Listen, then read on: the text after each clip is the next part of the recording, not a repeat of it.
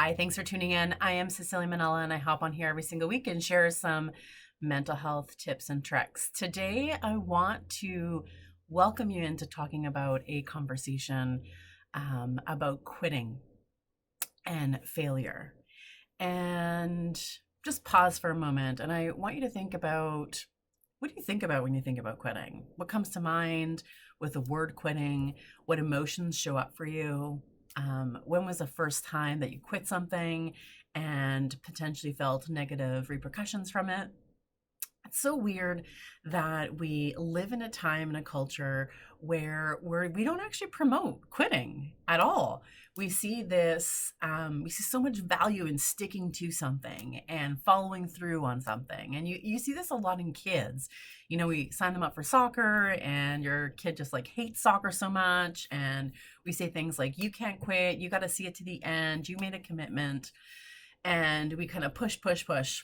And we expose to so many ideas and so many activities, yet we kind of get really punishing around the quitting thing. So now I challenge you to think about, what if you could quit and feel proud of it? What if there are things we are just meant to quit and it's totally okay and it's not actually part of failure? What if quitting was a learning process, a something that we can engage in openly and actively, and that we can encourage other people to do and find some joy in the learning that comes with quitting? So let me see it this way. We often stay stuck in situations and we persevere and we stay in bad situations because we have this fear of quitting or being seen as a quitter or something as being as a failure. Have you ever considered that staying with something is actually the failure in and of itself, and that leaving something that is unhealthy for you, unwise for you, unsafe for you, and the quitting of that is actually the best thing you can possibly do, and then that is the best decision for you? So we live in these terms that become very we define them as success or we define them as failure, and they're like opposites, right? They're on different sides of the spectrum. And what if we could just bring them a little bit closer together and rethink how we think about quitting? Now, what is something that you've quit that you're really proud of? What is something that you've quit and look back and went, wow, that was like the best decision possible? And I feel bad that I kind of just like should on myself. I shouldn't have done this. I should have done this. I should have done that, instead of quitting this thing. But that the quitting of the activity, the commitment, the relationship, whatever it is, what you were in, was actually the best decision for you. Now, changing how you see quitting is part of growing wisdom. So this month we are focusing on the topic of wisdom and learning to redefine certain words, learning to take apart, deconstruct certain words and how they show up in our life is all part of wisdom. It's all a part of being able to discern what is right and wrong. And oftentimes quitting is actually the best thing to do. Now, if we could reframe this word quitting, I wonder what you would do different in your life. I wonder, what would you give yourself permission to actually quit?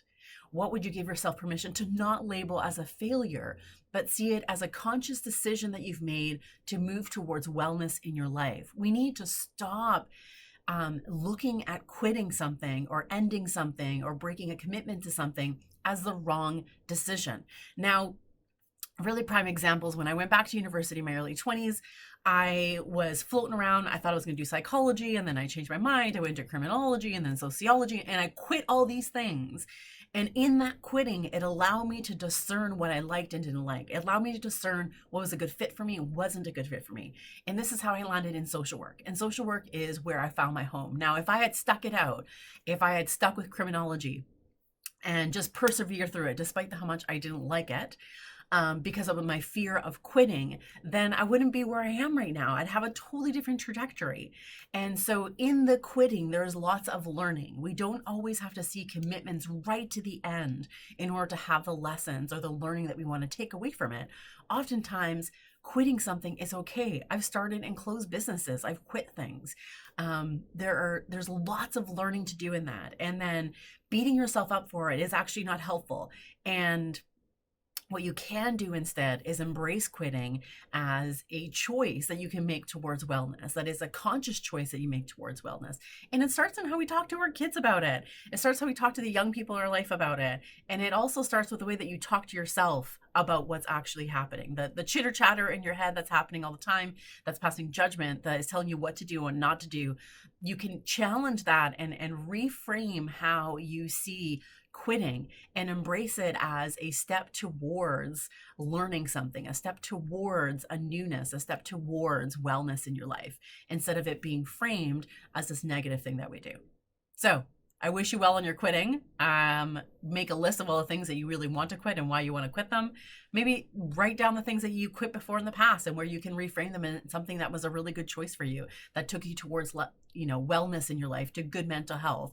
And stop looking at it as a regret, but start looking at it took you in the step in the right direction where you need to go. I'll see you next week.